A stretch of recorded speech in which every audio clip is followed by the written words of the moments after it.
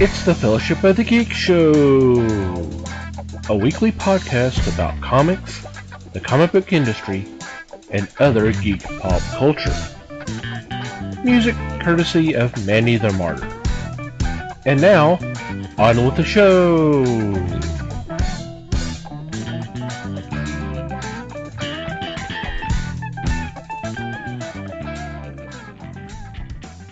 Hey there, everybody. It's the Fellowship of the Geeks podcast. My name is Thomas Chick, and joining me for this episode is Mike Marlowe. Hey, gang. And Les Webster. Hello, all. How are you guys doing? Doing all right. Fit as a fiddle. How are you? I'm doing okay. Hope everybody out there is doing all right. So, what's been going on in your corner of the galaxy? Well, I've done something that I wasn't sure was possible this past week. Actually, just kind of yesterday, I think. Okay. My stack of trades that I always seem to have. Gone? I polished it off. I actually Woo-hoo! read the last one on the stack. I don't know why, but I don't usually do that. There's usually 2 or 3 left when I'm done, and then I start acquiring more. But they're all gone now, and I'm kind of not sure what to do with myself. Sounds like you need to get some more trades, man. Well, I mean, I've got at least one on order right now, and I'll pick that up soon. But yeah, I will. Oh yeah, there will definitely be more trades happening for sure. But got to finally read out the last of Nailbiter again. I mean, I've read it before, obviously, and the latest Lazarus one, and Weird Detective, and one of the Red Sonjas. Just all kinds of fun stuff. So. Woohoo! Congratulations. Yeah, definitely. It's weird. I mean, it like feels kind of wrong in a way. I feel like I'm cheating the system somehow. But whatever. Like I said, I'll get more soon enough. Alrighty. How about you, Les? Well, let's see. I went to a book signing this week. The creators of Cursed Words were here in town, and I got some information or got some things signed by Charles Soule and Ryan Browne. I was real pleased with it. It was a nice event. It was during the heat of the day, but you try to get past that. And then I spoke with you earlier, Thomas, and I still have a problem with Ion TV because they are showing reruns of the series Psych, which was on USA for, I think, 9 seasons. But they're showing them at midnight. And that means that their block of episodes don't finish till 2 in the morning. And that's not real good.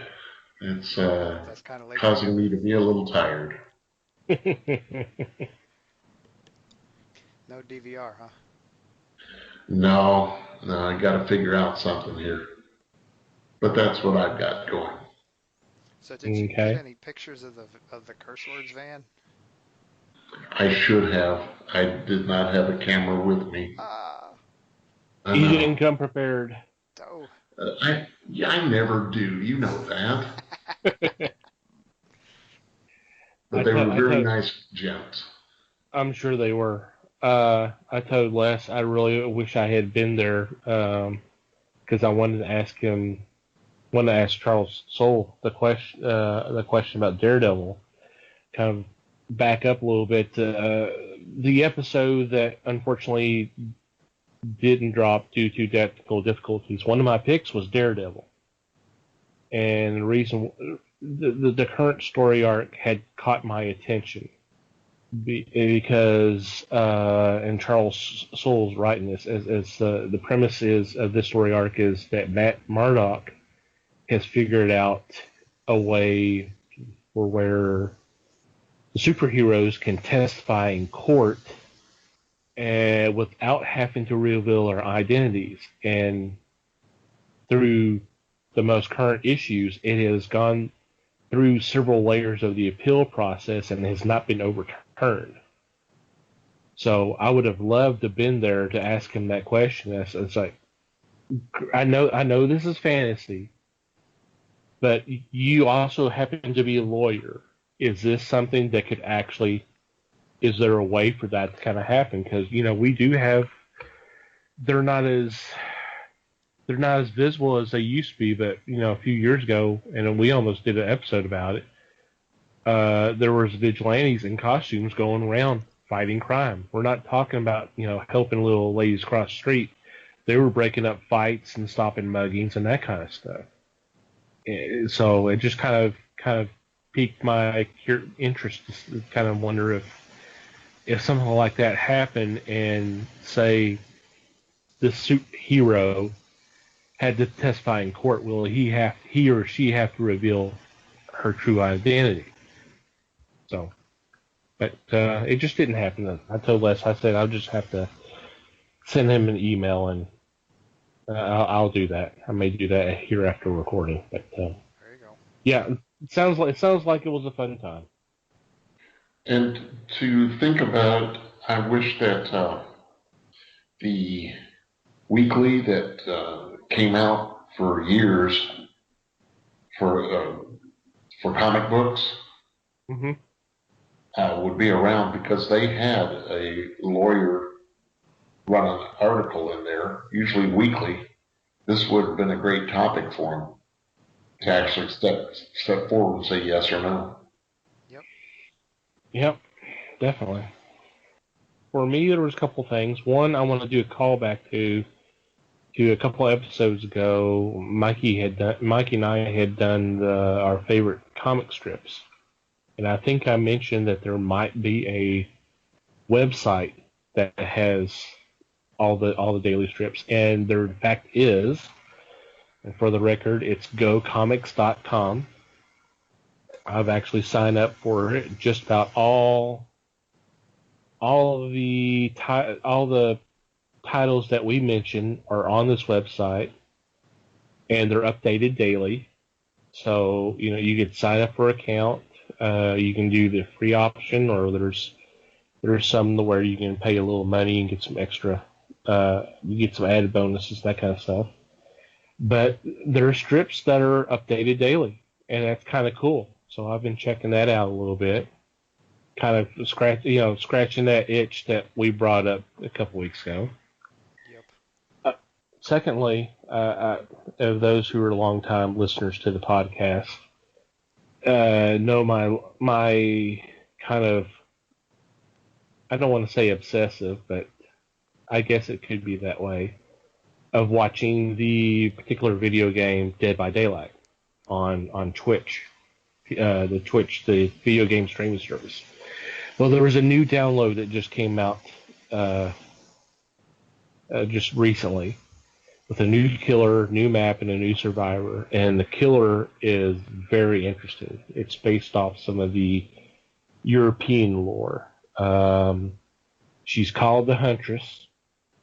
She runs around with like a rabbit mask. She has an axe, and she can throw them. She can throw up to 5 axes. She also hums a little nursery rhyme, which is a little creepy. I bet it is. But it's kind of a cool killer, and of course with this throwing the axes, then now we've got our first range weapon for the game. But it's been really interesting, and one of the things I really like about the game, it's not just the game itself. The game's pretty cool, but the time and effort they are doing to make up the lore. Because there's a history for each of the, not only just each of the survivors, but for the killers. There's a whole history of what happened to them and that kind of thing. I kind of like that. That's pretty cool. It's not just you're just being chased by this being and that's it. It's nice that they've kind of taken that kind of detail. Right, it's an investment thing. It's an investment, You're more likely to be concerned about the life of your survivor if your survivor has a background and you understand it. Mm-hmm. You invest more in the character, basically. Yeah, and it makes the fear a little more real. Yeah. So. Not to over-explain it or anything, but No, that's okay. All right. It's a great trick that horror writers have been using for a long time. So. Yeah, I just don't know if they do it really all that often for video games because it is a video game. Exactly. Right. And they don't. We're it's kind of different when you're talking about a novel or to a movie. Although some movies they kind of don't put that kind of detail in, and I think that's part of the problems with some of the modern slasher movies is they don't spend enough time developing the characters to the point that where you're concerned about them getting killed. I think we've talked about this before. You get killed off, and for the most part, I'm kind of glad because I'm like, that was an annoying person. I didn't care. Mm-hmm. Right. I think an endless stream of jump scares, and yeah, you can easily craft that to a PG-13 audience, and then you're in that PG-13 demographic and pulling in a lot more money is the thing. Yeah. But yeah, it's when it means something, when somebody you've spent, even if it's just 10 minutes, getting to know the character. I mean, let's throw, just for jollies, let's throw the movie Halloween in here. Yeah. It doesn't take long for the audience to feel some sort of connection with Laurie. Yeah. Because they just spend just a little bit of time just letting her talk for a few minutes with a few people. You right. Figure out real quick she's a bit of a prude. She's obviously a babysitter, so she's used to basically walking home late at night. You get to see where she goes home to, and it takes 10 minutes, and the character is a lot easier to relate with, and that's one of the reasons that movie has succeeded as well as it did. Yeah. Yes, because those characters are fleshed out. Mm-hmm. Makes all the difference in the world. Even the background for Michael Myers had a base, and that was well worth it. Mm-hmm. Unlike Friday the 13th, yeah, you got a little background, but not really till late in the story. But Halloween was right at first. Let's start with the killing. Yep. Makes a difference. Yep. Well, cool. Before we get into this week's topic, I wanted to spend a couple minutes to thank our sponsors for their support. First off, I want to thank Make My Indie, the digital catalog of print, digital, and web comics that are not available through normal distributors. The summer catalog is available now. It's 147 pages of previews, reviews, interviews, and a lot of other goodies. I know there's been a few books that Mikey and I have reviewed, and there's some that we would definitely like to check out. If you go to our website, www.thefellowshipofthegeeks.net, and click on our sponsors page, right at the top, you'll see information for Make Mine Indie and their logo. Just click on the link, and you'll be able to download a free copy, either a PDF or a CBZ file, and check it out. And who knows, you'll more than likely find something that you didn't know was there, and you just can't wait to have. I also want to thank Things from Another World for sponsoring the fellowship. Currently, they're running just their evergreen specials, which, hey, these are pretty cool too. 40% off on comics, statues, toys, and merchandise. 30% off pre-order manga titles. And 50% off Ninkadent comics and trades. So while you're on our sponsors page, if you scroll down a little bit, you'll see some information for Things from Another World. And if you click on one of those images, it'll take you to their website. Lets them know that we sent you their way and take advantage of some of these great deals. Okay. For this week, we had a little fun. We recorded a roundtable discussion with a friend of ours, Carl Goad, who is formerly of the SciFiFX podcast, which sadly is no longer with us. But I believe the podcasts are still available. We'll put a link to their website in our show notes, so you can go check them out. It was a sci-fi podcast, and Carl is a diehard Whovian. Reads all the books, the comics, obviously watches the shows, listens to the audiobooks, all that. His knowledge of Doctor Who is pretty vast. Decided to have him on and kind of discuss the current state of the Doctor. At the time that we recorded this, they had just announced who the new Doctor was going to be. Obviously, we have a new showrunner. So we kind of go over some of that a little bit. Take a look back at Peter Capaldi's run and obviously Steve Moffat's run as the showrunner. And kind of just have a little fun talking a little Doctor Who. That's something we don't really do a lot on the episode, so it was kind of a fun change. And here we are, and when we'll come back, we'll have our weekly picks.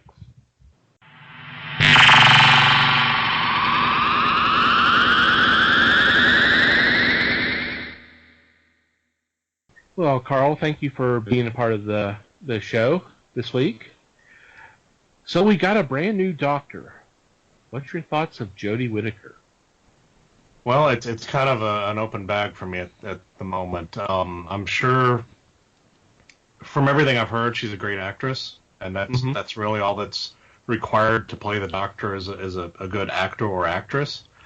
The only thing that I've seen her in was Attack the Block, and unfortunately, in my opinion at least, that's a wholly unmemorable movie. So I don't really have anything to judge her acting ability on. I hate to say this, but basically I just got to wait and see her in the role. As long as there's good stories and she's good in the part, I have no problems with it. Honestly, shouldn't that be pretty much everybody's kind of outlook? Yeah. I mean, everybody's kind of judging it just basically, No, obviously because she's a female and this is the first female Doctor. Yeah. But it's something that's really kind of irked me the last few years with fan base, not Doctor Who in specifically, it's just in general. Oh, yeah. There's a change, and then there's this uproar going, oh, my God, what are y'all doing? And like Star Wars. Why are there so many women in Star Wars? Well, because there's women in space. Yeah. If there weren't, the race would kind of die out. They kind of need to be there. But no, I get where you're coming from on that, and I have always seen the Doctor as a male character because, well, for the last 54 years he has been. Yeah. They've shown us in the series in the last several years, and it's been bandied about in books and audios and stuff before then, that Time Lords are kind of gender fluid. They can regenerate into male or female or even different species. If they so desire. I mean, they showed us that all the way back in the Tom Baker era with Romana when she changed from Romana 1 to Romana 2. She went through all those different regenerations there, on demand, changing to all these different species and different heights and everything. So, I mean, technically there's no reason why the Doctor couldn't regenerate into a woman. I would like it if they provide us an in-story reason as to why he does it, though. Because for the last, 13, 14 bodies, he's identified, at least on a subconscious level, as a male, which is why I'm assuming it's always been a male up to now. If it was completely random, I would assume we would have had at least a couple of females by now. So I'd like for there to be some sort of in-story reason as to why subconsciously he decided, or the Doctor decided to become a woman in this regeneration, whether that's he saw the changes it made in the Master when the Master became a female, so the Doctor's going to try that to see if it can change things in her life, or maybe it's a feeling of guilt over, from the Doctor's perspective, getting Bill killed in the last adventure because he still doesn't know that she's alive in whatever puddle state she happens to be in. But I would like some reason put forth in the story, but I have no problem with a female playing the part. Do you think the Master was wanting to go to be a female? Or do you think it was just on happenstance? See, I have bigger issues with the Master being a female, because the Master was always portrayed, from my perspective anyway, in the shows and the books and the audios, as being pretty misogynistic and being against women in general. Okay. So I have a bigger issue with him becoming a female unless it is completely random. Not to say that Michelle Gomez wasn't a great actress, but I wasn't too fond of her or Sims' portrayal of the Master, to be honest. I don't think the Master should be that insane and off the wall. Yeah, the Master's always been more of a schemer. Exactly, cold and calculating. Right. Planning things and plotting people's demises and using minions and all that stuff. Yeah. Well, that said, most of his better plans he did kind of fall into, because he was doing something else and that didn't work so well and he fell into a better plan. But yes, he generally had a plan of some form and was much more calculating about things and not some crazy bouncing off the wall person. Okay, guys, what about you? What's your thoughts of... I know Mikey is not really a watching kind of the current run, but what's your thoughts about the Doctor being a female for the first time? Well, I mean, and my tendency here is to kind of reserve my judgment on it because, like you said, I haven't really been paying attention for several years. Like most of the stuff since like 8, I haven't really watched. I mean, I've seen bits and pieces and I've heard stuff along the way. So I mean, in terms of how the character of the Doctor could evolve in that direction, I don't have any context for that. Generally speaking, I think it's a good idea, just in terms of the kind of the social shift in that direction lately. There's obviously more of a push to be more inclusive, and I think that's a good thing overall. If nothing else, it's going to, I mean, for as many very loud, very annoyed people that are going to be talking about this or screaming about this, you're going to make a lot more people than that happy with the idea. So right. I say go for it. I think overall most of the feedback has been positive. It's just a very vocal pocket demographic that's screaming out against this. Yeah. I want to come back to that in a minute. I want to get Les's opinion first. I think it's time. I don't have a problem with them changing the gender. We had the episode of the Doctor's daughter. So I had always thought that perhaps that character would carry forward.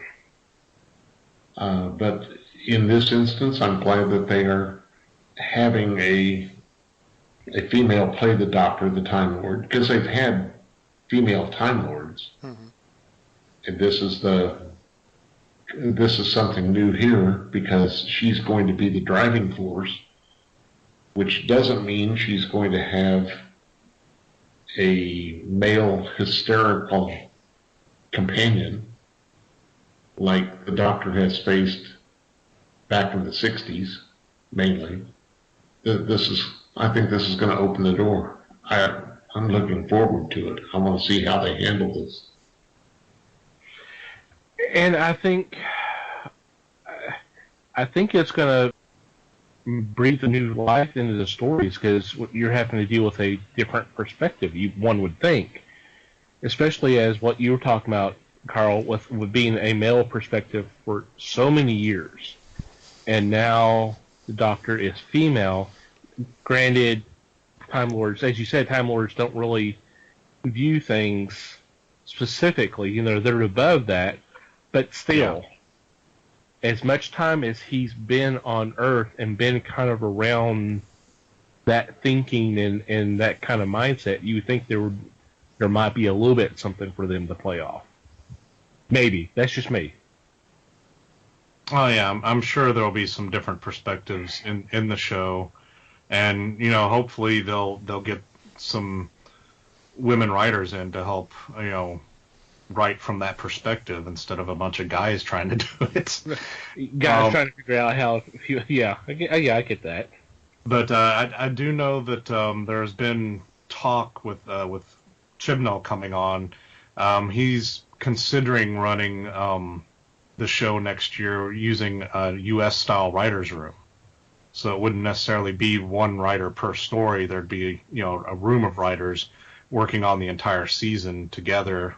So it might be a little more cohesive there. And if he can get at least 2 or 3 women writers in there, I think that will help out that perspective come through a little better. Oh, and before I forget about it, sorry to interrupt, Thomas. No problem. Wes, on your thing about Jenny, the doctor's daughter, Big Finish did announce this week at Comic-Con that they're going to be doing an audio series of her adventures. Okay. That'd be cool. Yeah. So sorry to interrupt. I just wanted to that's fine. I appreciate the news. We do that all the time, so it's not a big deal. That's kind of interesting. What are you talking about? We never interrupt each other. Yeah, right. Interesting that Chibnall is changing up the writing process. I think that's kind of, especially if it's going to lend to more of a cohesive overall series. Right now, it's still kind of theoretical. It's something he's looking to do, but the way writers work over in England is completely different from here. They're kind of spread out all around the country. They're not all like in New York and LA. Right. So it would be a little more difficult to organize, and they also have to get approval through like the Writers Guild and stuff over there to do that, because it is a completely foreign way for them to handle that. Okay. But yeah. I did read an article where the Guild was saying that they didn't really see any reason that there would be a problem with it other than just organizing the writers to all be in one place for an extended period of time, that they had no actual issues with that happening. Well, and with modern technology, it's not like they have to be in the same room at the same time. I mean, they could do exactly what we're doing right now. Yeah, I mean, we're not in the same room. We're not even in the same town. Right. Skype video conferencing. Yeah. It'd be easy enough to hold a virtual writer's room. Yeah. You brought up the new showrunner. So what are your thoughts about him taking over? Obviously, looking back at his credentials, he did work on Doctor Who before. He was head writer and co-producer on Torchwood as well. So he's a fan of the show, so he's got some cred. He's got some cred here. Yeah. He also wrote a little for Life on Mars and Law and Order UK, and of course was the showrunner and head writer on Broadchurch for the last 4 years. Right. Which is why we had to wait a year for him to come to Doctor Who, because he had to finish up Broadchurch. Which I haven't watched any of Broadchurch. I hear it's an excellent show. It's just not my cup of tea, so to speak. I see what you did there. That's good. Cup of tea, yeah. I've enjoyed a good part of his Doctor Who writing. I particularly enjoyed 42 and Dinosaurs on a Spaceship. I thought those were both really good episodes. I have issues with some of his other stuff in Doctor Who. He did also write the little coda called PS that was the little web thing that they put out to give Brian closure after Amy and Rory disappeared into the 1920s or 40s or whenever it was, where his grandson basically comes to visit him and tell him about his kids. That was, I don't know if you guys saw that. It was a little like 5-minute thing they put out online. It was very touching, very well done. But in order to preserve the timelines, the grandson couldn't show up to tell Brian all this until Amy and Rory had passed away, basically. So it was very well done. I thought that was excellent. He also wrote the Pond Life little mini episode series they did coming back before that series of Doctor Who, where they showed Amy and Rory trying to live a normal life with an Ood living with them, things like that. That was pretty funny. So he's got good writing credentials. Now, that said, he did some really good stuff on Torchwood, but he also gave us Cyberwoman, which is quite frankly one of the most atrocious things I've ever seen on television. That was 10 years ago, though, so I'm hoping he doesn't do any more of that. He's had 10 years to live with that mistake. Yeah, exactly. Hopefully he's learned from it. Exactly. But yeah, like you said, he's been a lifelong fan of the show. He's grown up with Doctor Who. It's in his DNA, so I'm thinking he's going to do a pretty decent job. I'll have to wait and see exactly what he does. Right. And he worked with Jodie Whittaker on Broadchurch. That she was his first choice to play the Doctor. He knew going into taking over Doctor Who that he wanted a female Doctor, and she was his first choice. And she blew them all away at the I'm losing words, the audition.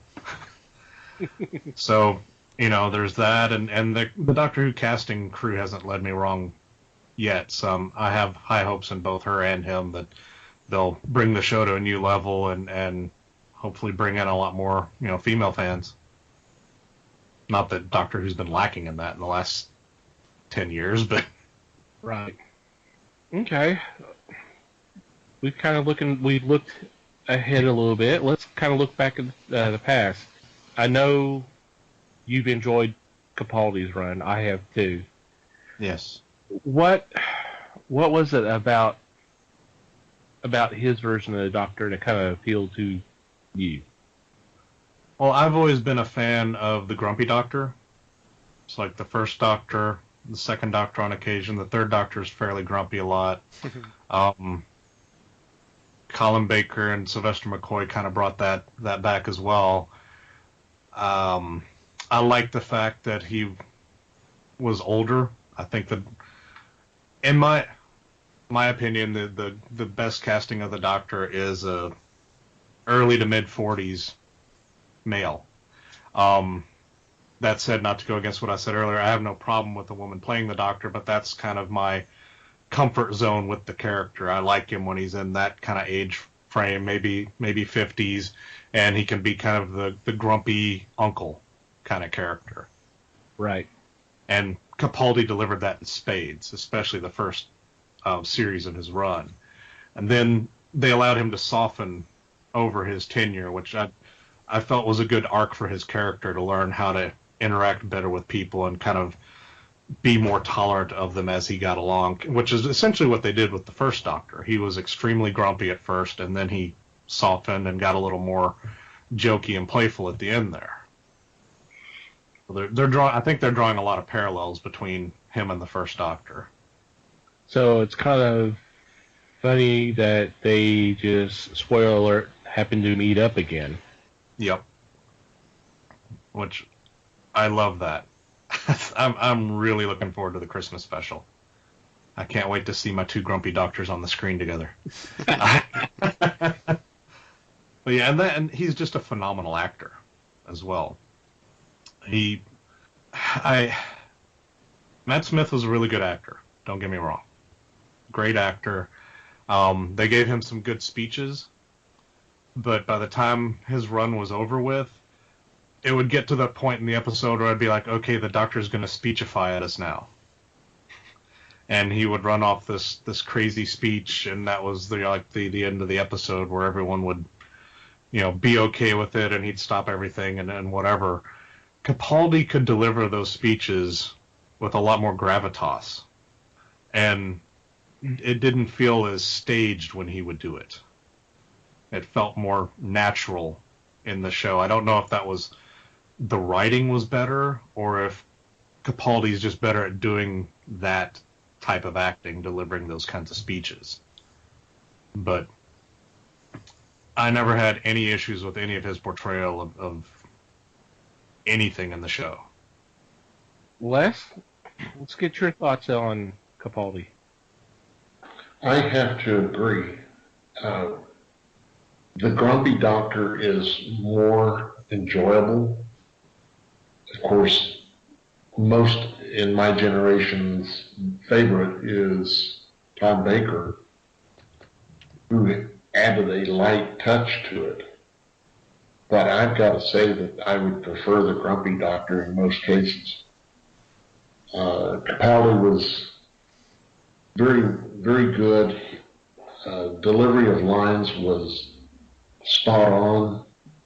The way he took the character in some of the cases was tremendous. I'm going to miss it, but they have somebody new that can probably pick up a bit of that. She was also on Broadchurch, like Carl said, and I have seen some of the episodes, both the British and the American versions.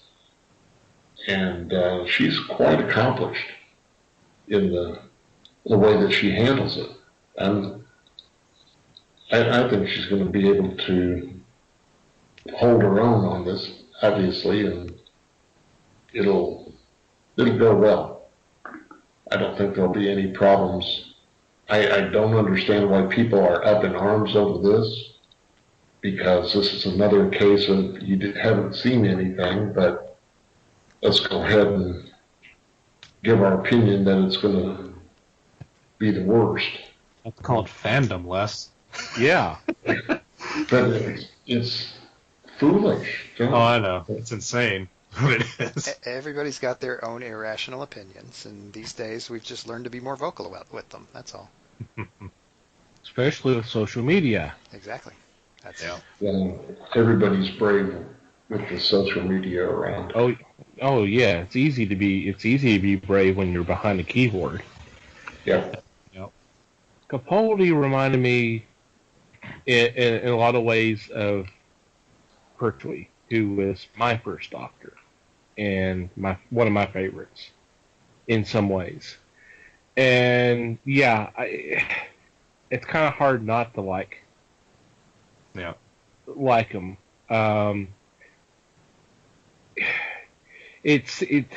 To me, it kind of feels like basically the the Brosnan era of Bond. You know, really good actor, an iconic character. Really wish there was better scripts. Yeah. You know. Yeah. Yeah, I always thought it was odd that they kind of, with the Third Doctor, they went in kind of I thought it was kind of a weird direction with kind of the military bent. I don't know. That was a reaction to something, and I wish I had been around at the time to know what that was a reaction to. I mean, other than the Second Doctor maybe being just a little kind of weirder than people liked or something. I don't know. It was a cost-saving thing. They did it purely to be able to make the show cheaper. They could use existing props and such. Yeah. They had recurring casts and recurring sets, and occasionally they'd send him off on some mission for the Time Lords or something, but it made it a lot cheaper to film. And since they had just made the transition to color, the budgets were cut back quite a bit on a lot of things.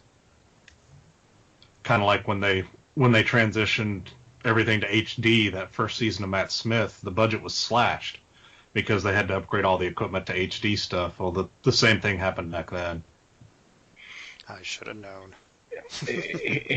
Hence him being trapped on Earth. Okay, yeah, that does make sense. Yeah, you don't have to come up with all the fancy sets. Mm-hmm. And that's the official reason they gave for it anyway. But if you think back on it, every season basically they had a whole new unit HQ. It was in a different building.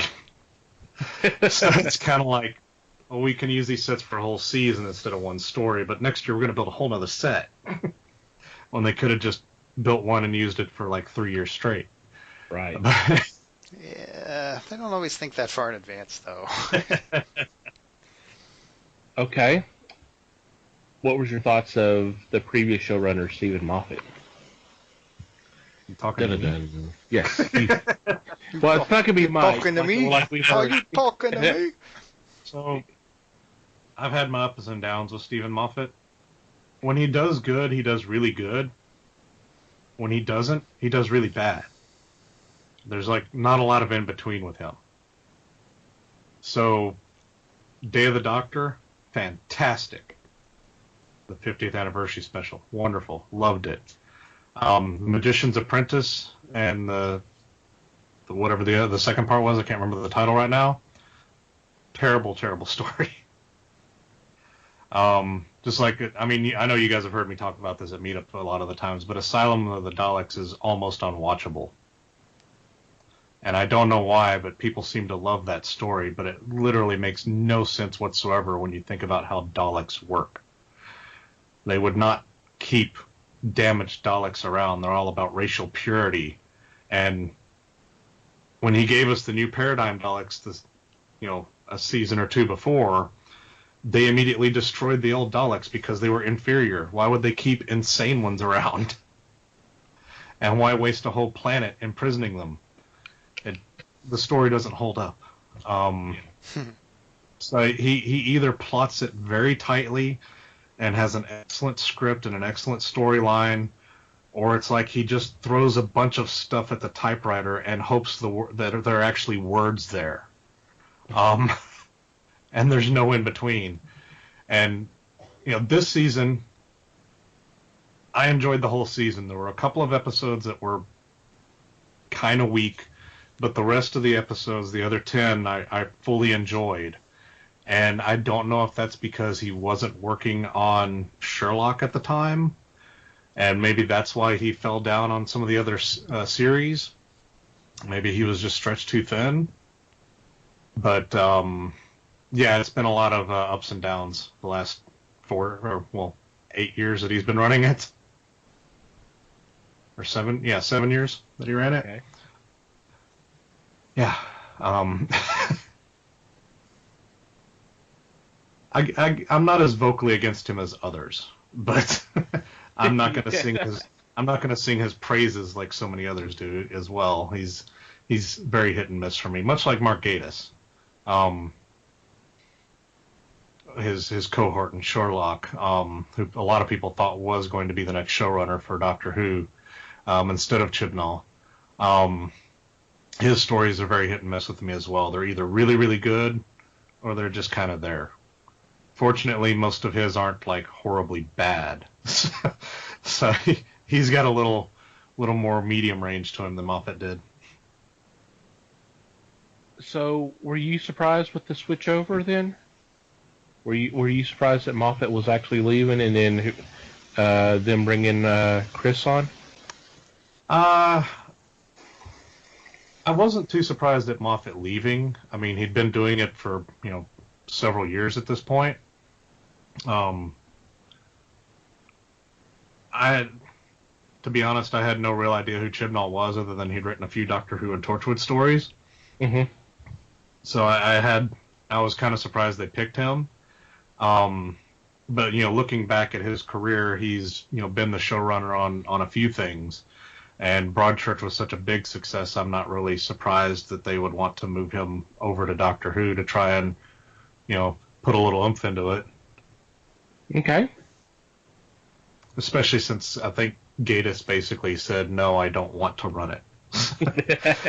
He's happy with writing an episode here and there and doing all of his other stuff, because he's a pretty busy guy. He'd have to drop a lot of other projects that he works on a regular basis to take on something as demanding as Doctor Who. Okay, Les, what's your thoughts? What about the comparison of Moffat as a writer for the Doctor versus the showrunner? Because did he not write stories prior to? Didn't he write some stories under Davies? Oh yeah. And then take over? What was your thought about him as just a writer instead of a showrunner? Well, when Davies was running the show and Moffat was just writing an episode or two a season, those tended to be the episodes that most people talked about the most. Those were the big episodes like Blink and The Doctor Dances, things like that. And the girl, the Marie Antoinette one, I can't remember the title of the episode at the moment. I'm being a bad fan. The girl in the mirror, or yeah, girl in the fireplace. Yeah, the girl in the fireplace. Thank you. I'm sorry, I'm being a terrible fan. Those were great episodes. Which is why I was super thrilled when I heard that Moffat was going to be taking the show over. And his first series was actually with Matt Smith. I thought was a wonderful series or season or whatever we want to call them. I thought it was very cohesive. It held together very well, and it felt like he had put his all into it and was fully thought out and plotted. And it probably was. He had probably been wanting to tell that kind of a story for a couple of decades at that point. Because again, like with Chibnall and Davies, Moffat was a lifetime fan of the show. It just felt like after that series, the quality of his writing dropped off for the most part, and there were a lot of repeated themes. It's like he had 5 or 6 really great ideas, and he used those under Russell T Davies, and then he started repeating those over and over again. Like you had the girl in the fireplace, which was about Renette waiting for the doctor and waiting for the doctor. She was the girl who waited. Well, then we get Amy, who is the girl who waited. We even have an episode titled "The Girl Who Waited." It's just this repeating theme with him over and over again. And frankly, I'm tired of the companion being the most important person in the universe, which he seems to want to do over and over again with Amy and Clara, being the wonderful girl or whatever they called her, and going into his timeline and saving the doctor all these times, so she saved the universe all these times. And the show is called Doctor Who. It should be about the doctor, and that's something I think that both Davies and particularly Moffat kind of got away from, because their perspective was it's the show's Doctor Who, but it's about the companion, and you see everything through the companion's eyes. And yes, we should see everything through the companion's eyes, because the companion is typically human, and we're human and have faults. But it should be about the doctor and what the doctor is doing. The show isn't as interesting when the doctor is not on the screen. If you're just dealing with the companion and someone, it's generally not as interesting. I find myself thinking, what's the doctor doing? Where's the doctor at this point? It's just a drama on a weird set. Yeah, exactly. Not to say that you can't do good and useful and interesting things with the companions. I thought they did an excellent job with Bill this season. She was just a normal person that got to know the doctor, and the doctor taught her things and made her into someone that helps other people out, and will help. I'm assuming with all of her magic puddle powers that she has now, if hopefully everyone's seen the last episode, that I'm assuming that she'll go off and help people and do things great in the universe now, because she's had that exposure to the doctor. Sorry, what were we talking about again? That's okay. Tangents are a normal thing on the show. Tangent and pyrate sometimes. Yep. Is she a character that could hold her own series? I don't know. People have talked about, people have wanted the possibility of Bill and Heather, or Puddle Girl, having their own spin-off series, but the same thing was talked about last year with Clara and Lady Me going off on their TARDIS and having their own adventures and having a spin-off series of that, which, I mean, there again, we repeated the theme. Last year, the Doctor loses Clara. Clara dies. The Doctor brings her back in this middle state where she dies when her heart starts beating again. And then this immortal character comes along with the TARDIS and flies her off to have their own adventures. Well, at the end of this series, we have Bill turned into a Cyberman, essentially killing her. And then at the very end, Puddle Girl shows up, extracts her from the cyber suit, and they fly off in the universe to have adventures. It's the same exact ending, just with different characters plugged in. And frankly, that was the biggest problem I had with the series finale. Other than that, I thought it was really good. But that one thing was like, why? Why not just have damaged Cyber Bill drag the Doctor to the elevator, take him up, put him in the TARDIS so that he gets away, and then she expires having used the last of her power at that point and let the character die. That would have been a noble ending to a really good character. But instead they pull this thing back from the first episode of the series that hasn't been mentioned or thought of since then. And frankly, that was a horrible episode. That was one of the 2 bad episodes this season, so we're going to pull something out of that and have that be the magic wand at the end of the season finale. Did they think they were trying to fix that or something? I mean, I have no idea what they were doing with that. That first episode didn't make any sense at all with the character. Yeah, I don't even know what they were thinking with that. But other than that, yeah, the series finale I thought was great. I loved all the interactions with the Master and Missy. I thought that was good, and when they had all 3, the Master, Missy, and the Doctor on screen, that was just amazing right there. And they had toned down the John Sims Master and the Gomez Missy to tolerable levels where they weren't just completely bouncing off the wall insane. So I actually kind of started to enjoy the characters at that point. Just in time for them to leave? Yeah, just in time for the series to end. Well, they got to make leave. it come back, for the next series. Yeah, I'm sure they'll show back up, or a Master, Missy, whatever, will show back up at some point in the future, as the Master is tend to do, with no explanation as to how she survived. That's half the fun. Well, that's what you usually do with the Arch Nemesis. Oh yeah, it's just like the Joker. Joker always shows back up. Yeah. And you don't always know how or why or. Exactly. Yeah. And if he tells you how or why, it generally doesn't make sense, because he's the Joker. And that's his thing. Les, I was asking you about your thoughts about Capaldi and this Moffat's run.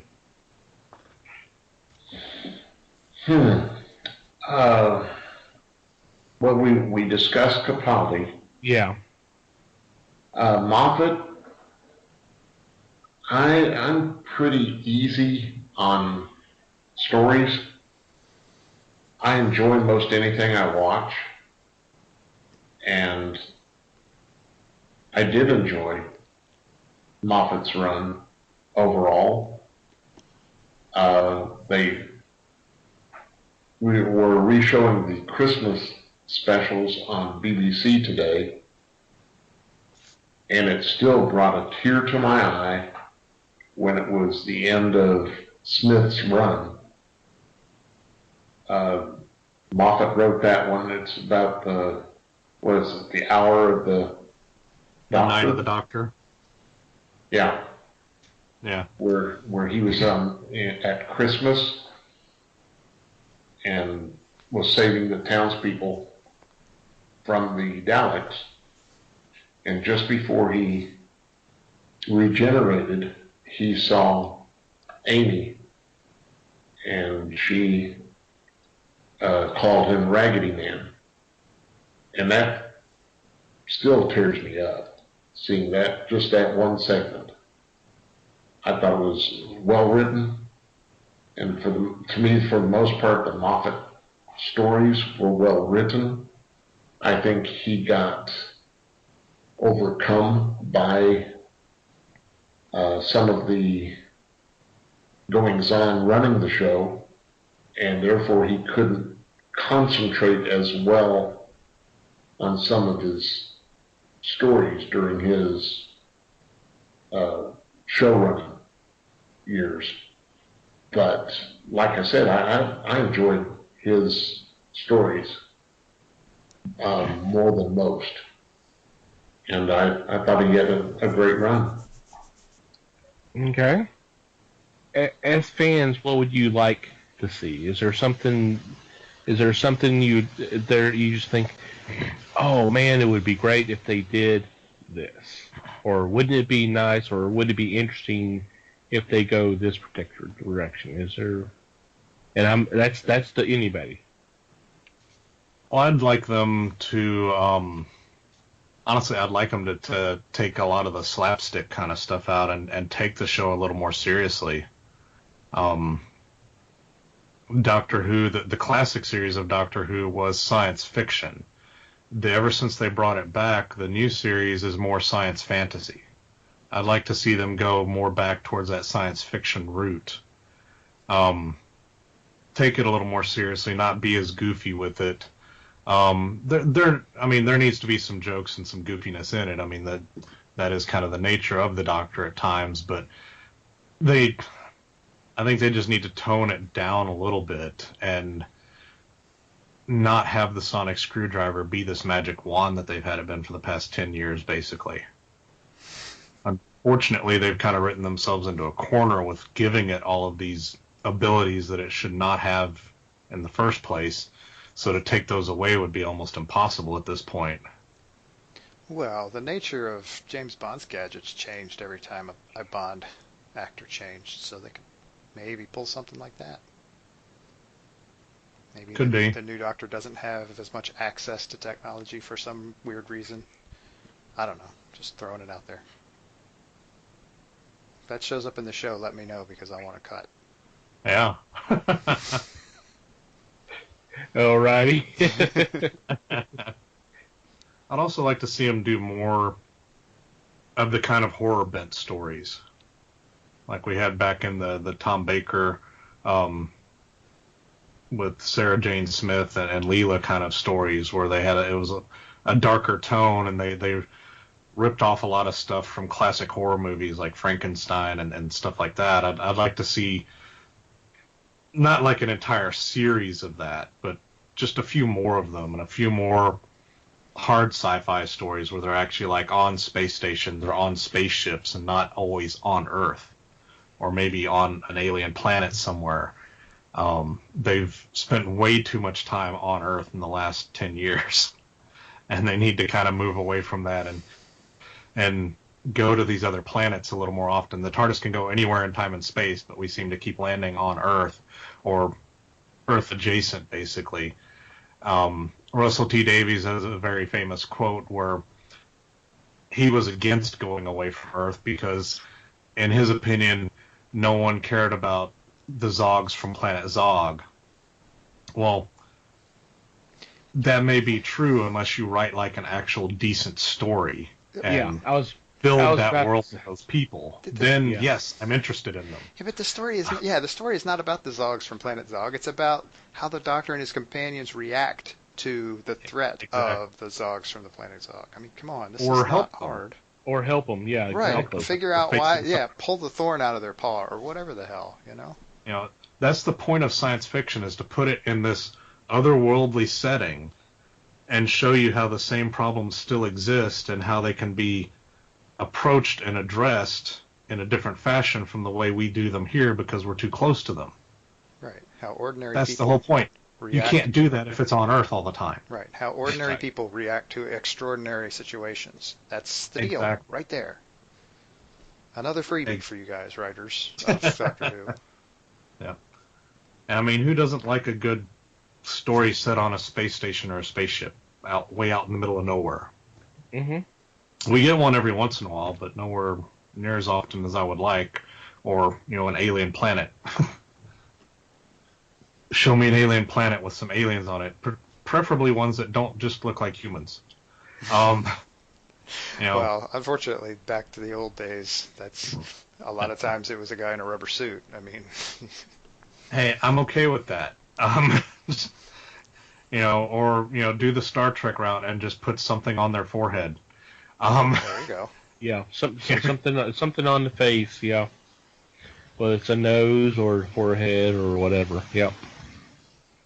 You know, I don't have a problem with anything he said. I think I kind of agree. I think that would be. I was thinking about that, and yeah, it seems like they spend a lot of time on Earth, and I'm sure some of it's budgetary. But they can work that's around why that. they do it. 'Cause Right. It's cheap. Right. But mix it up a little bit, Yeah.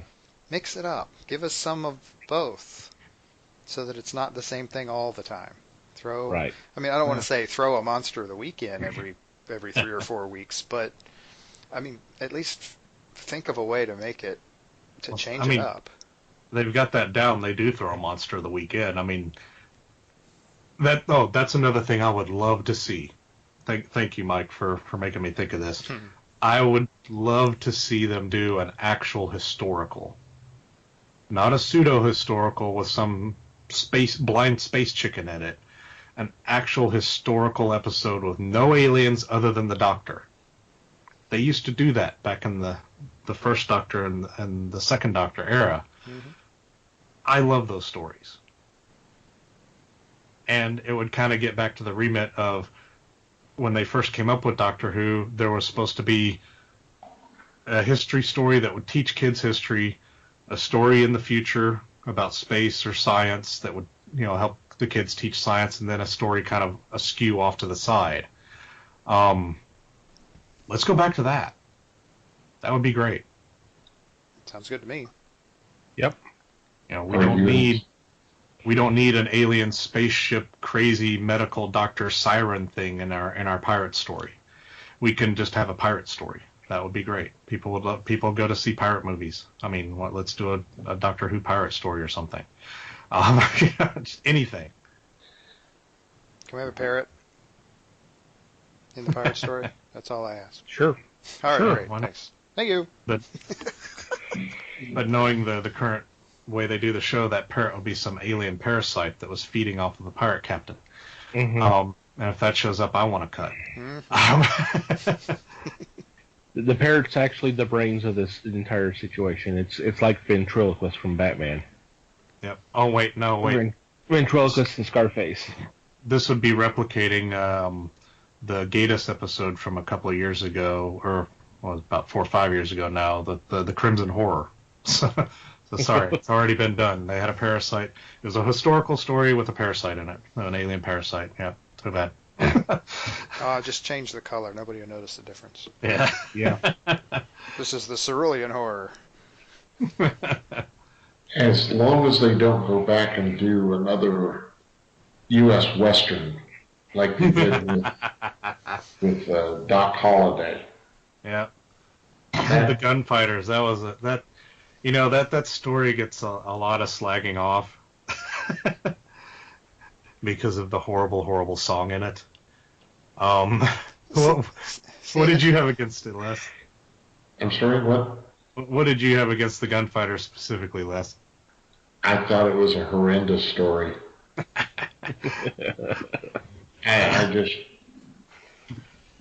read it. I didn't see it. I read it. And I just thought it was one of the worst. I did not understand how they could come up with this and still feel like they've accomplished something. Go on, Thomas. I was going to say, and I remind you, just a few minutes ago, he said he was easy on stories, that he generally loves them. He says this is horrendous, so that kind of gives you... That says something right there, yeah. That says something. Well, but I said I am easy on the programs. Right, yeah. This I read. Yeah, that's, Well, yeah. that'll teach you. Yeah. Yeah. Just watch it I haven't instead. actually read the novelization on that one, I have to admit. I have watched it several times. And I used to agree with you, Les. I used to think it was one of the worst things ever on television. But in the last few years, I've come to appreciate it. And I think with people watching it, the big holdup is the truly atrocious song that's sung, I think, about 11 times during the course of the 4-part story. because it's basically the only music in the story. It was supposed to be a Doctor Who musical, but I don't see how you do a musical with one song. But if you can watch it and ignore the song, Mm-hmm. and watch Hartnell's performance in it, he is fantastic in that story. It's actually a pretty decent little story, and Hartnell sells it. He is amazing in that, in the Gunfighters. I've grown a new appreciation for it. I still have to grit my teeth when the song starts getting sung. Just mute it. Mute the TV while it's playing. Yeah. Now you want me to go to YouTube and find it. Woo! It's a good little story. It's a fun little romp. That's the way you have to approach it. I guess I just have a problem because they tried to show the Old West, and it didn't strike me as real. Oh yeah, no. Or close to real. Did they forget to talk to an American during the process of creating this thing or something? I mean, that's really all it would have taken to get the Old West right. Well, when they were originally trying to cast it, they actually wanted to get Donald Sutherland to play Wyatt Earp, but they couldn't get him, so they ended up with an entirely British cast who couldn't do very good American accents. And the props were all British handguns, so they didn't have any American handguns in it. So yeah, it's a train wreck to watch. Wyatt Earp with a Walther PPK. That's just great. It's a train wreck to watch, but it's like I said, you got to watch it for Hartnell's performance, and to see the main characters, Dodo and Steven, the Doctor's companions, dressed up kind of like Marty McFly in Back to the Future 3. They're wearing like these fancy, what people in the 50s or 60s would consider fancy dress satin Western wear with frills all over it and stuff. Nice. And then the actual cowboys from the time are wearing like actual old style clothes that look appropriate. That's what happens when you do your period shopping in a year 2000 costume shop. Yeah, exactly. So yeah, you can't take it seriously if you watch it. It's just something it's kind of become a guilty pleasure of mine, I have to admit. Well, that's understandable. I think he means the guilty part. Still can't watch Asylum of the Daleks though. It's horrible. Gotta draw the line somewhere, right? Yeah. Of course, that laid the groundwork for Clara being the impossible girl. Yeah. So, that didn't make it any better. No. All right, Les, what would you like to see? Or what are your thoughts? I would say they're probably doing what I would want. They're introducing a female doctor, and I think it's time. So they're fulfilling my wish. This is something that I've looked at since they restarted the Doctor. I think I might have even placed somebody between Tennant and Smith and had a female doctor there and someone to play off Amy. So it would be maybe even the budding of two women. The idea of, no, I've got better thought than you do. And I'm a woman just like you. So, let's thumb our nose and move on with it. But I'm ready for this. I think it's going to be a great run. It's going to be fun. Well, Thomas, what about you? Like I said, I kind of agree with what you were saying. I was thinking that they need to do a little bit more that it needs to be a little bit more sci-fi and away from Earth if possible. But I mean, we'll see. You think we'll have a female companion with her, or you think we get a male companion and we'll have the kind of the stereotypical, well, I'll defend you, that kind of thing because I'm a man, and kind of fight that kind of trope? God, I don't know. That wouldn't sit very well, but I kind of like, and I like what they did this year, but I generally like it when there's two companions. A young male, young female companion. They don't have to be a couple or anything, but just, one of each, because that gives them a little more flexibility storytelling wise as well, because the doctor can go off and do something, and you can have the two companions go off and do something else.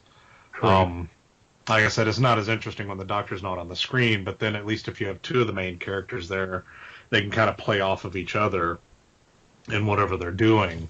And you can then pair the doctor up with, someone else from whatever adventure they're in, which typically happens anyway. There's usually the kind of pseudo companion from every story that kind of fills the doctor and the companion in on what's going on and is their window into whatever world or time frame they're in. So you can kind of pair the doctor up with that person, have the two companions go off and do something else. I've always just kind of liked it when there's more than one companion. Another thing I'd like to see him go back to is doing more of the two-parters. I really enjoyed that in Series 9, where they almost the whole series, it was two-parters, because that gives you a little more time to build the world and build the new characters that you've just introduced into the story, in addition to the Doctor and the companions, because it's not like the unit years. The Doctor and the companions show up, and you got to introduce all these new characters, and then have the problem arise, and then the Doctor has to figure out a way to solve the problem, and you got to fix the problem, and then have any aftermath. That's a lot to do in 45 minutes. Right. It's a lot easier to do in 90 minutes, which is why I think that works better. I really enjoyed this series. They did the three-parter in the middle. I enjoyed that whole thing. I thought it gave them plenty of time to build up this enemy, build up the whole world and everything, and deal with the situation appropriately instead of having to wave a magic wand at it, which so often is the case recently. Well, not in the last couple of years. They've kind of gotten away from that. They have actually done better at actually coming up with a decent ending to things, so that they have improved on quite a bit. I just think it gives them more time for the story to breathe if they have a two-parter. So I'd like to see them go back to having at least 2 or 3 of those a year, if not the entire series like that. I agree to that, too. And if you've got more than one companion, you can break off and have the companions for a half hour and have the Doctor doing something for a half hour and then bring them back together at the end of it. They did the Trial of the Time Lord. That was, 5 episodes? It was 14. It was 4 stories that were all linked together as the trial. Okay. Which I thought was a great run. Yeah. To me it was effective storytelling, because although they were in different locations, it all combined for one story. Yeah, because you kept cutting back periodically from the story they were telling to the courtroom setting. And you'd have some interaction in the courtroom, and then they would go back to the story that was being presented as evidence. I thought it worked quite well until the last story, which is okay, but it was probably not as good as it could have been due to the death of Robert Holmes, who was supposed to write the last 2 parts, and unfortunately died before that could happen, so they had to bring in the Bakers to finish it off. And we got kooky sideshow stuff in the Matrix. Yeah. But it wasn't wholly unpleasant. I think it still holds together as a pretty good story on the whole. I thought it was effective. Yeah. And I love the fact that the Master had kind of been sitting off to the side just watching the whole thing play out until he thought it had just gone too far. And then had to step in. Yeah. Which goes back to the Master as a conniving, planning, calculating villain, not someone who's bouncing off the walls crazy. Right, not just a raving lunatic. Yes. Alrighty. Cool. Any final thoughts? I think it's going to be interesting. It's definitely going to be interesting, yes. I agree. Oh, yeah. We're going to have a long wait. Well, yeah, there's that too. So when is it? It starts up next year, but do we actually have a date? Is it like going to be next March or April or what? We don't have an official date. The current theory is it'll be probably next August. Oh, because wow. They haven't even begun filming yet. Yeah, I think they're still working on the Christmas special right now. Yeah, the Christmas special, I believe, wrapped this week or last week. So they've finished filming on that. But if the new series was going to air next, May, April time frame, they'd have already had to have been filming it by now. Yeah, okay. That's a good point. Because it generally takes them 9 to 10 months to film a season or series. And so that's why everyone thinks it's probably going to be the August time frame, because they'll probably start up filming here pretty soon in the next few months in order to get everything lined up and all the post-production done in time. Seems like a long time for post-production for a TV show. Yeah. Well, I mean, a lot of it's the actual filming and set building and stuff, too. But, yeah, the normal time frame is 9 to 10 months for a series of Doctor Who. Dang. Which is kind of surprising that, we only get 12 episodes out of that. When, over here we'll get, 20. But yeah, I'm okay with less episodes if they're good. Yeah. And that's the deal. It's a different system, and they do tend to produce more hits than misses when they do. Yeah. They're unfortunately, you get 22 episodes over here, but there are a lot more misses. Yeah. Generally speaking. Yeah. Well, I mean, that's one of the reasons why Game of Thrones is so good. They have 10 episodes, but they put everything they can into those 10 episodes. Mm-hmm. Yeah.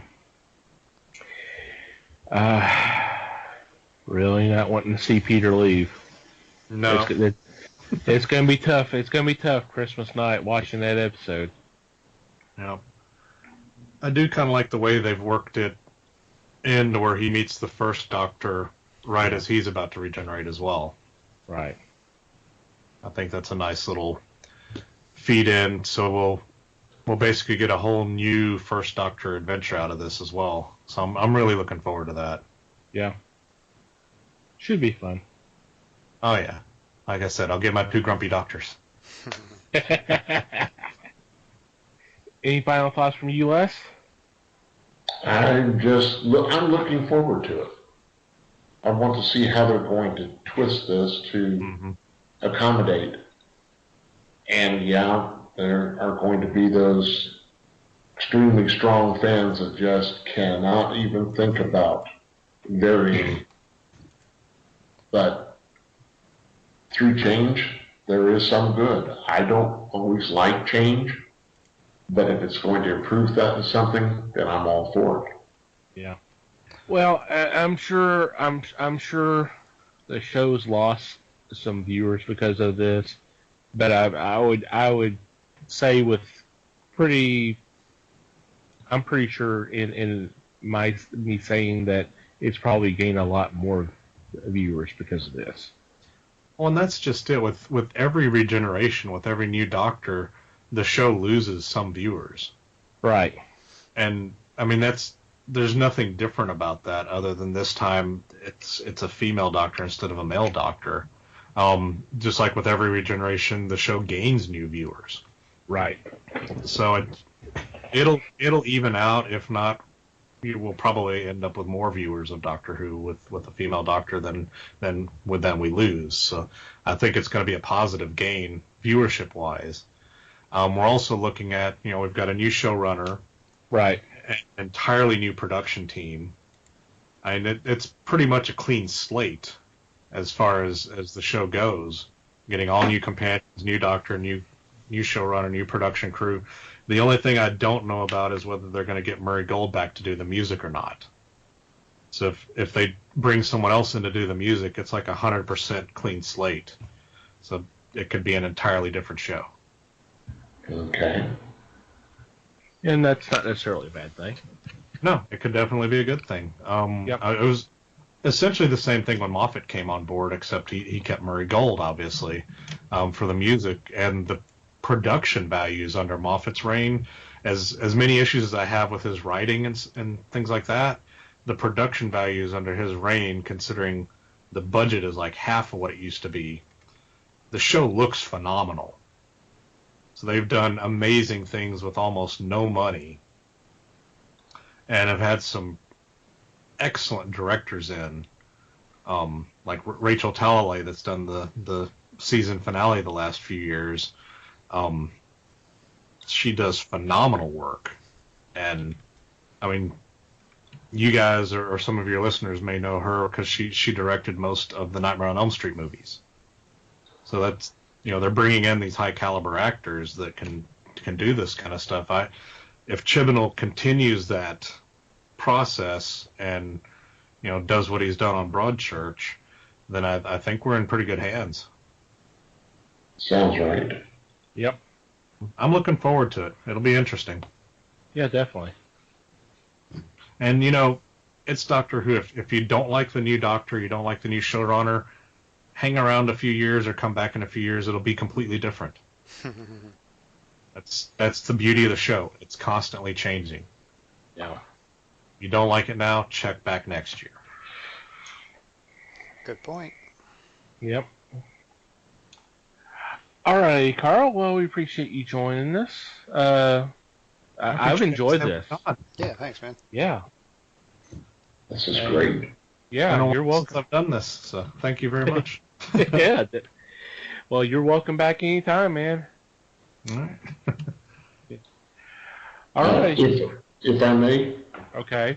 to let everybody know, there is the program from Riff Tracks coming up here in about a month or so. Yes. And it is the 5 Doctors. Yep. So Got my ticket. I can understand. Yeah, it's late August if I'm not mistaken. Yeah, that should be fun. So. Yep. Oh, and if anyone's wanting to watch classic Doctor Who, KERA's currently doing a run of it.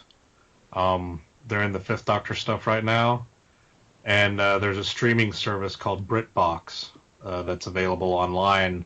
That's $6.99 a month, and it's got like all the classic British TV shows, and they have all the classic Doctor Who that's available for streaming on there, as well as things like Faulty Towers and all that kind of stuff. Nice. Very nice. Good to know. We'll definitely check that out. Yeah, that is the streaming home of classic Doctor Who in the U.S. Awesome. Yeah. If you want the new stuff, you go to Amazon Prime. Yeah, there you go. Alrighty, so when we come back, we'll have our weekly picks.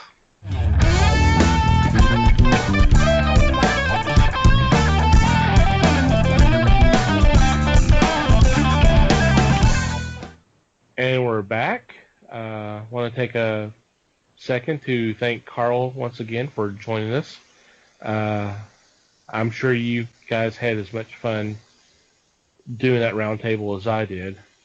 Yep, it's a great conversation. Oh, no doubt.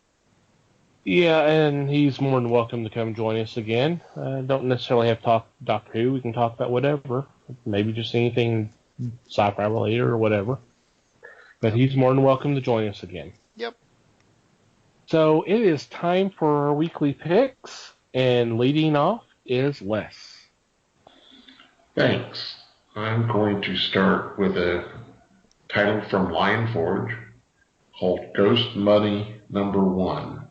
This is created by Thierry Smolderson and Dominique Bertel.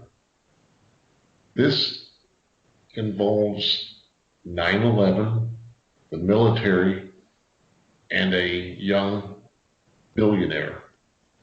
It takes place in the year 2020, where military veterans are out to uncover a fortune that was built from the ashes of 9/11.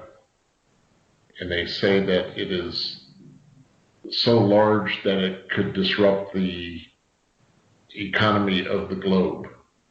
Now, they take target on a young billionaire, and I can't tell you why, but they take target on the billionaire who crosses time zones with disconcerting ease. This intrigues me because there are so many pieces missing from this description that I'm hooked. It's going to be an action publication, so I want to see who's involved, what's going on, how the billionaire fits in with the military veterans. I'm looking forward to this one.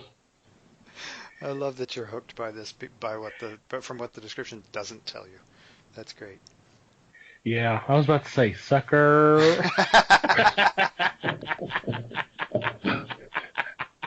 Well, maybe buyer beware, but I want to see what goes on with this one.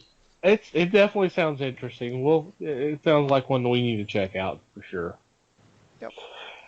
I am next, and for my first choice, I'm going with Justice League of America number 12, written by Steve Orlando, and art and cover by Ivan Reis. And this is a start of a new story arc called Crisis in the Microverse. And it's one that I'm sure anybody who's been wanting to know more about what has gone on with Rebirth, especially since the special came out, about a year ago now. Just a reminder that Ray Palmer, there was a sequence where Ray Palmer was trapped, was held prisoner, and he reached out to Ryan Choi, who is being the Atom now. And so with this, Ryan, who of course is part of the Justice League, is leading the team to go into the microverse, trying to find Ray and rescue him. So who knows? Maybe we get a little bit more secrets revealed of what's been going on and what we've been missing. So should be very interesting. Should be fun. Calling back a whole year. That's pretty good. Well, the whole thing is this is a 2-year process. So we won't get all the answers. We won't have all the answers until this time next year. Next summer, right? Till next summer. Cool. I know there was a major shoe drop here a couple of months in Action Comics when they will finally reveal who Mr. Oz is. And that's one that's a mystery that actually predates the whole Rebirth. He showed up a year or so before then, so they've been laying the groundwork for some of this stuff for a long time. Cool. And we're finally going to get some of this stuff revealed. So. Good. Yep. Sounds like fun. I like the sound of your pick, because Ray Palmer was one of my favorites as I grew up. As a youngster, it first appeared. The Atom appeared in Showcase, and I got hooked real early on that one. Yeah, knowing your love for science, yeah, I'm not surprised. It was a fun book, and he's a cool character, so it'd be nice to actually see him back and running around the DC universe again. Alrighty, Mikey. Alrighty. My first pick is an Image title, and this is one that I haven't talked about in a while, but I have talked about it before, I think. The Wicked and the Divine, number 30, is coming out this week. And this is created by Kieran Gillen and Jamie McKelvey. And if you're not familiar with it, the hell rock have you been living under, for one thing? But more seriously, every handful of decades, a group of young people are granted essentially godlike powers, and they are basically given 2 years to live at that point. And this is the story of one young woman, one young Londoner who worms her way into this group in the modern time. This is set in like 2014, so a few years ago. But I mean, that's kind of not that far from when the book started. And the story has gone a long way since then, and it's still going strong. It's still just as good a read as it ever was. So if you have not experienced this book in any way, definitely jump on one and take a look. It is entirely worth it. Yep. Good pick. Awfully good. And I just want to say I was under the second rock to the right and straight until dawn.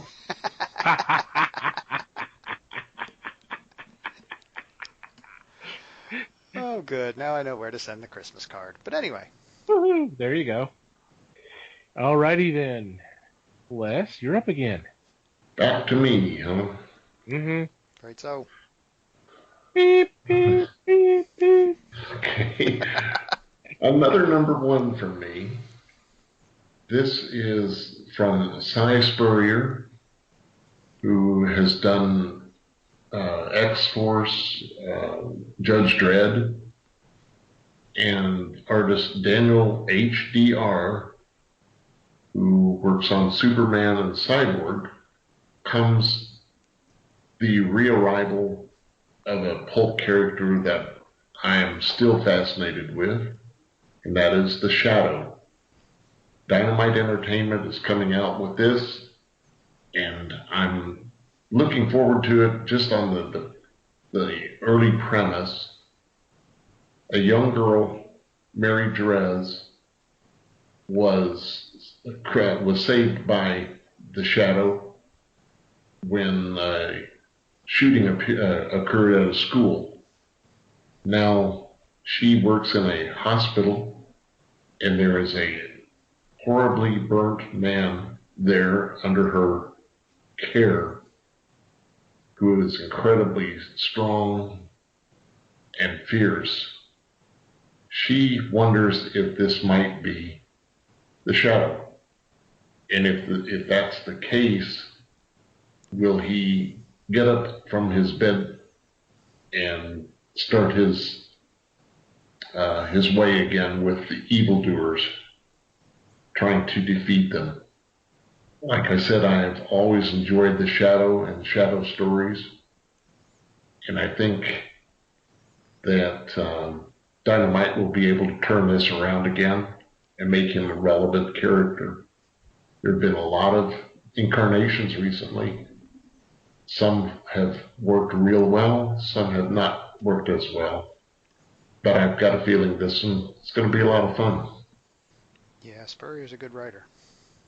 It should be fun. Yeah, Spurrier's a good writer, but we can't forget one thing.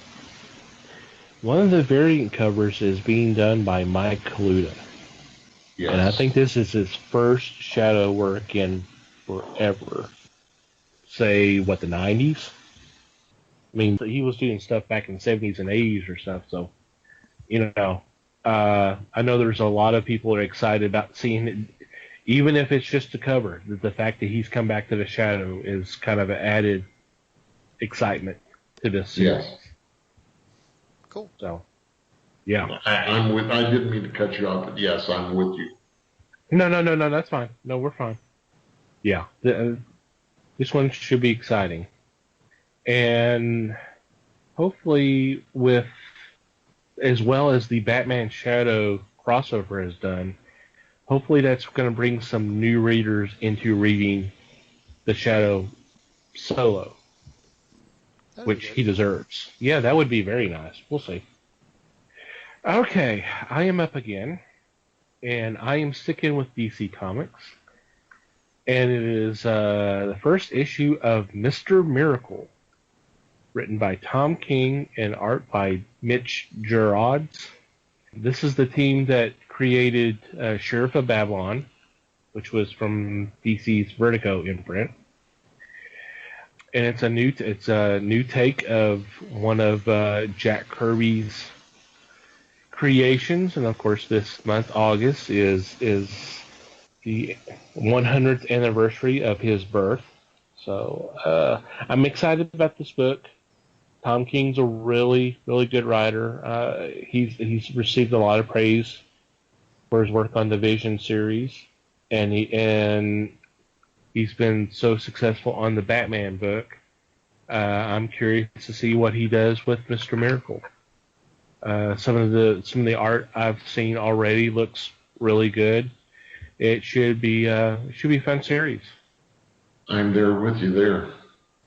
This should be a new venture, and it's a 12 issue?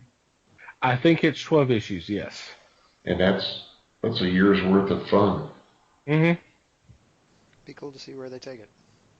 Yep, exactly. Mikey. Alrighty. Well, if you're going to stick with DC, then I'm going to stick with Image. Okay. Anyway, I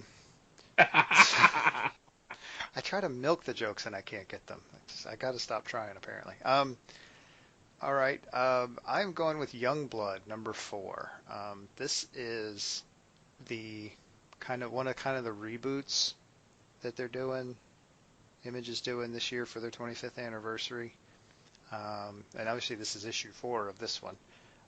But the story is that the original Youngblood project is kind of done and over with, and it just was kind of set aside.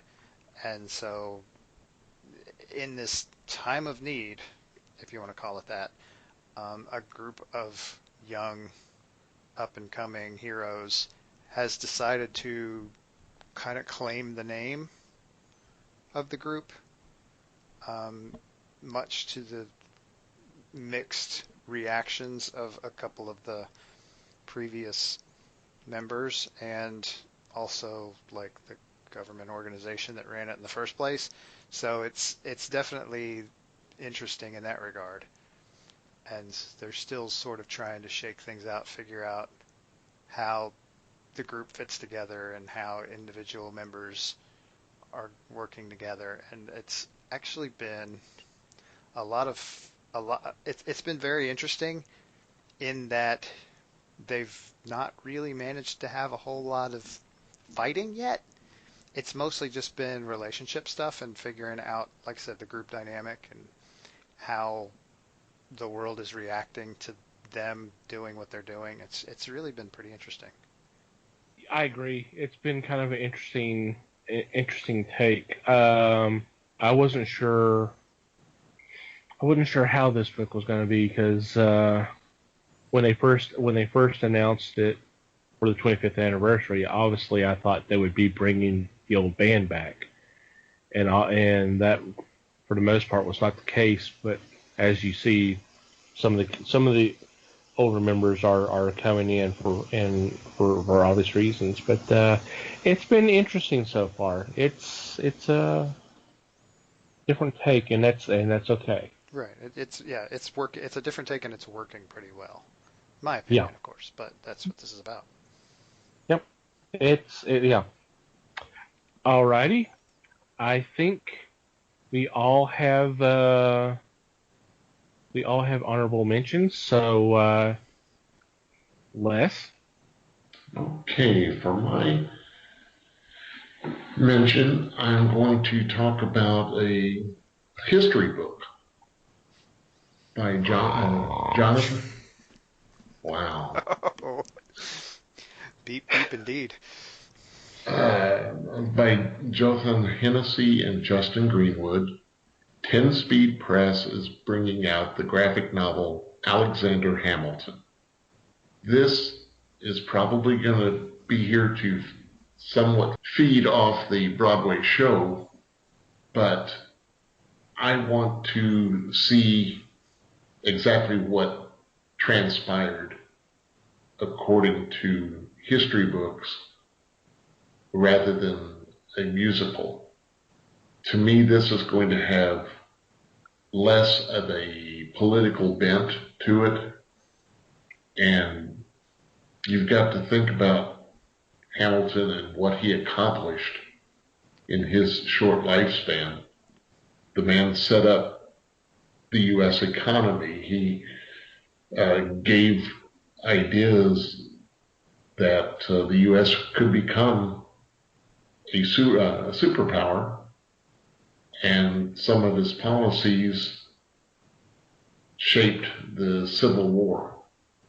So I want to see how they present this in this graphic novel form, and I've got a feeling it's going to be so thick with ideologies, and I'm looking forward to it. I want to see what they do pull off with this one. Cool. Yep, should be interesting. I like Greenwood's art too, so Yeah. and I like history, so should be fun. Alrighty. For my honorable mention, since Mikey stayed with Image, I'm going to stay with DC Comics again. We're playing publisher chicken tonight. All right, I got you. There you go. I'm also staying with characters created by Jack Kirby, and this is the special Newsboy Legion and Boy Commandos. Written and illustrated by Howard Chaykin, so I'm surprised that Les didn't actually pick this as one of his choices. It'll be interesting to see how today's audience deals with these characters since they were created in the 40s. And this special includes a story that was written and illustrated by Joe Simon and Jack Kirby. It's from Star Spangled Comics number 27. This is part of DC's celebration of Kirby's 100th birthday. There's like 7 different specials of characters that he created. I'm excited about this. I'm excited to see some of these characters, and it would be nice to see some of these characters return in the regular books, not just these one little specials. I mean, yeah, we've got Mr. Miracle getting a 12-issue run here, but it would be nice to see him in the other books as well. So, and that may happen. It may depend on how well these books are received. So. Mm-hmm. Yeah, thank you again for bringing up Kirby, because this is his big month. Yep. Alrighty, Mikey. There might be some foreshadowing there, but anyway. All right. Well, you're gonna win the publisher chicken game because my honorable mention is an IDW book, and it is Clue number 3. If you have not, and I'm gonna say this again, if you have not been paying attention, these folks have managed to put out a very entertaining book based on the game Clue, possibly also based on the movie, given some of the stuff in this book. Right. Namely the butler, who, while he doesn't look anything like Tim Curry, the butler is a hoot. And not just because he breaks the fourth wall all the time. He is also just a hoot anyway. And there are actually a few more characters than normal in here, but it all works together. And it's just... I want to say it's chaos, but I know that it's going somewhere. We're early enough in this that it still looks like chaos, but there's a purpose. I know there's something going on underneath, and honestly it's just a lot of fun. Whether there's controlled anything chaos going on anywhere, it doesn't matter. It's still fun. Yeah. The characters are just a hoot, and like I said, the butler is worth it all by himself. So if you have not checked this out, now would be a good time. Yep. When they first announced this, I was excited about it, and and it's lived up to what I was hoping to be. Yeah, you're right about the butler. He's a smartass. Plain and simple. I mean, he knows more than what he's letting on, obviously, and he's letting you know enough to where you know more than what the characters are going on that's going on in the actual story. Yeah, you say there's more characters than they added more characters than were on the game, but those numbers are dwindling. They are dwindling it's kind of going yes. down. Yeah, they are going down. Yes, Mr. Body is not the only corpse in this book. Let's just say that. Well, just like the movie. Mm-hmm. So, let me ask you this. I'm not asking for an answer, but I just do you have any idea who you think the murderer is? Oh Lord, no, not a clue. Okay. Not even going to pretend. Let me ask you this: Are you trying, or are you just along for the ride? For the most part, I'm just along for the ride. Okay. That's fine. I am too. Having read the first two issues, I don't know how anybody could have any better than a wild ass guess as to who the killer really is. But supposedly the clues are on the covers, but I look at the covers and I'm like, I don't know how you could be able to tell, but it may all make sense in the end, but we're not to the end yet, so I'm not going to worry about it. I'm just going to enjoy it. Alrighty. Of course, great picks. I'm a little biased by that, but I think we made some great choices. Any special mentions? I don't think so. I don't have any. I think I'm good too. I think we'd be remiss if we didn't acknowledge the passing of June Foray. I forgot about that. A couple days earlier, 2 months shy of her 100th birthday. If you are a fan of Looney Tune cartoons, you know her voice. She was the voice of Granny. She was the voice of Witch Hazel. If you watched the old Rocky and Bullwinkle cartoons, she was the voice of Rocky, and she was the voice of Natasha. She was the voice of Nell from Dudley Do Right. Her count of voices, character voices, rivals Mel Blanc, I would think. A long, distinguished career, from all indications, was a great person to be around. She had a nice long life. I mean, 2 months shy of 100. So I think we should acknowledge her passing and thank her for the. I did this on Twitter. I thanked her for the countless hours of entertainment. Mm-hmm. So. Absolutely. Truly. All right. With that, we will get into our regular shout-outs. First of all, Manny the Martyr for the wonderful music we have for our podcast. Great little band out of Dallas. You ought to check out their page. If you go to our podcast page on www.thefellowshipofthegeeks.net, you'll see their logo. And you click on that, it'll take you there. And we should also have a link on our show notes as well. Every week. So just go check them out.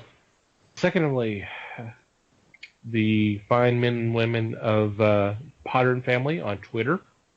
What would you say, Mike? Hundreds of podcasts? Well, the deal with it is that they tell everybody, they broadcast the fact that anybody can use the hashtag.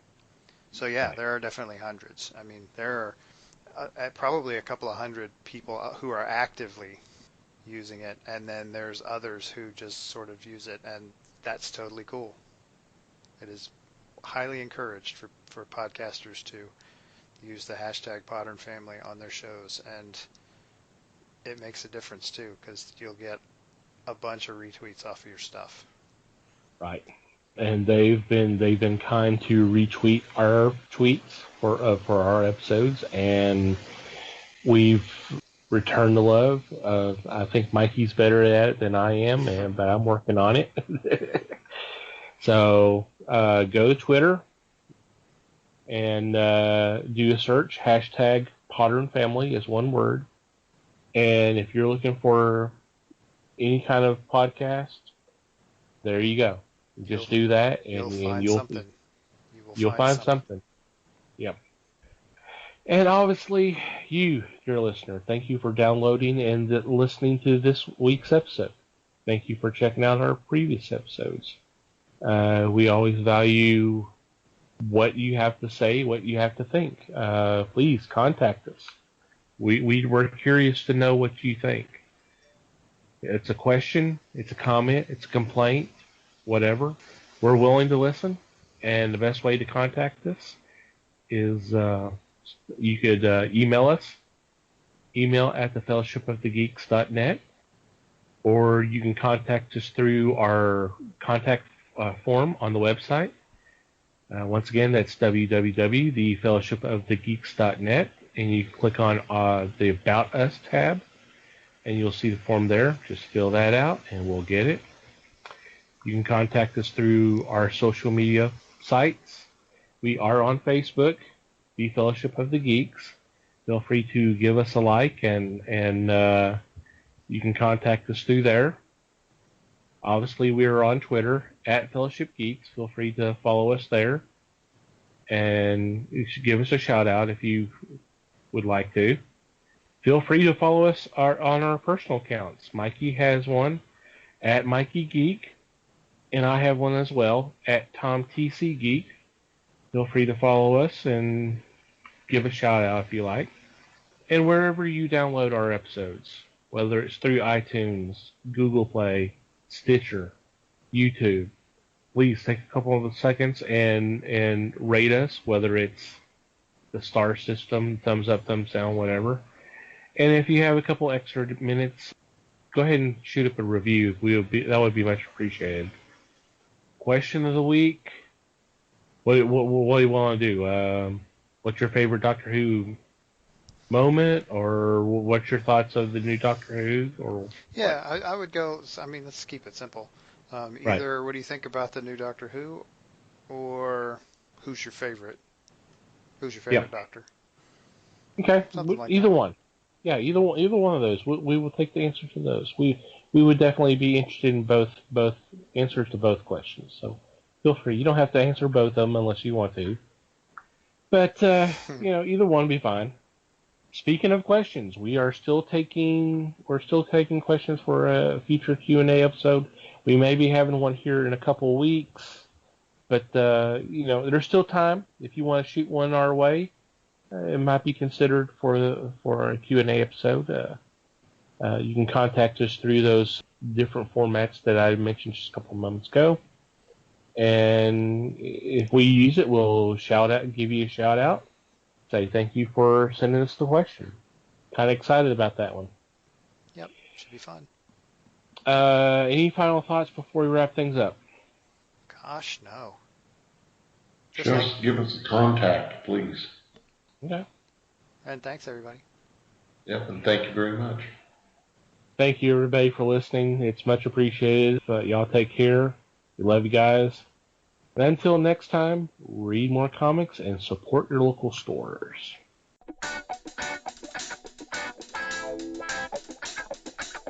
We thank you for listening to the show. Comments, suggestions, and questions can be sent to email@thefellowshipofthegeeks.net. You can follow us on Facebook @The Fellowship of the Geeks and on Twitter @Fellowship Geeks. Until next time,